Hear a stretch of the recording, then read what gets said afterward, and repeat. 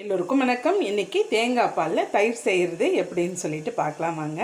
தேங்காவை மேலே இருக்கிற இந்த ப்ரௌன் கலர் ஓடெல்லாம் எடுத்துகிட்டு இது மாதிரி ஒயிட்டாக சீவி எடுத்துக்கோங்க. பொடி பொடியாக நறுக்கி போட்டு மிக்சி ஜாரில் அரைச்சி எடுத்துருவோம்.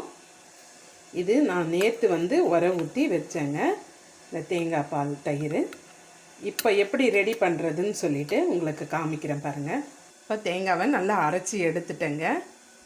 இப்போ திக்காக முதல் எடுக்கிற பாலில் தாங்க ஊற்றணும், இல்லைன்னா பால் கெட்டியாக வராதுங்க தயிர். பாருங்கள், முதல் எடுத்த பால் கொஞ்சமாக தான் வரும்.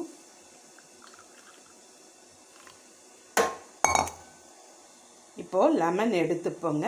லெமன் ஜூஸ் பாருங்கள் 1 2 இவ்வளோதாங்க விடணும். ஸ்பூன் வச்சு கலந்துருங்க. அவ்வளோதான், தேங்காய் பால் தயிர் ரெடி ஆகிடுங்க. நம்ம கலந்து கொடுக்கும்போதே இந்த பால் திரியாக நமக்கு தெரியுங்க. ஒரு 6 மணி நேரம் ஆகணுங்க, அப்போ தான் கெட்டியாக வரும். இது ஃப்ரிட்ஜில் வச்சேன்னு வச்சுக்கோங்க, பட்டர் மாதிரி அப்படியே கெட்டியாகிடும். இது இப்போ உர ஊற்றுனது. இது நேற்று ரெடி பண்ணதுங்க. நான் தேங்காய் பால் இட்லிக்கு தான் இதை ரெடி பண்ணேங்க. பாதி நான் தேங்காய் பால் இட்லி மாவில் கலந்துட்டேன், மீதி அடியில் கொஞ்சம் தண்ணியாக இருக்குங்க. இது பாருங்கள், இது தேங்காய் பால் தயிர் தேங்காய் பால் எல்லாம் போட்டு நேற்று நைட்டே கரைச்சி வச்ச மாவு. இதில் தான் இப்போ நான் உங்களுக்கு இட்லி ஊற்றி காமிக்க போகிறேங்க. இது புது மாவுங்க. இதில் எப்படி கலக்கிறதுன்னு சொல்லிவிட்டு நான் உங்களுக்கு சொல்கிறேன். இந்த இட்லி மாவு ஊற்றுறதுக்கு முன்னே பாருங்கள், தேங்காய் பால் ஒரு கரண்டி, சின்ன குழி கரண்டியில் கலந்துக்கங்க. இப்போ பாருங்கள், மாவு ஆப்ப மாவு மாதிரி இருக்குது. இப்போ இட்லி தட்டில் ஊற்றிடுவோங்க. தண்ணி நல்லா கொதிக்கட்டுங்க. கொதிக்கும்போது இட்லியை வச்சிடுவோம். மூடி போட்டு உங்களுக்கு வெந்த பிறகு காமிக்கிறேன். இப்போ இந்த புது மாவில் எப்படி கரைக்கிறதுன்னு சொல்லிட்டு காமிக்கிறேன். கல் உப்பு சேர்த்துருங்க. இந்த தயிர் உர ஊற்றி வச்சுருக்கோம் இல்லைங்களா, தேங்காய் பால் தயிர், அதை சேர்த்துருவோங்க. அது கூடவே தேங்காய் பாலும் சேர்க்கணுங்க நைட்டு. இப்போ கலந்துருவோங்க.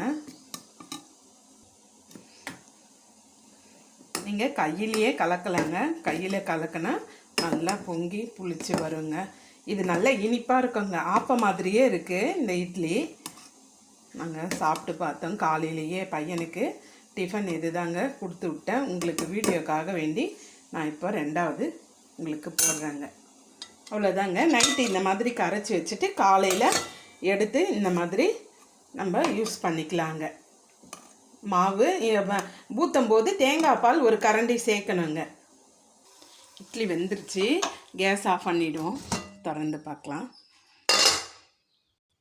நல்லா வெடித்து வந்திருக்குங்க. இப்போ இட்லி பாருங்கள் எவ்வளோ சாஃப்டாக இருக்குது.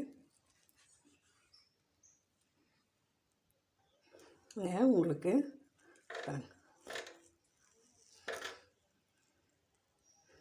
ஆவி சூடாக இருக்குது, நல்லா சாஃப்டாக இருக்குங்க இட்லி.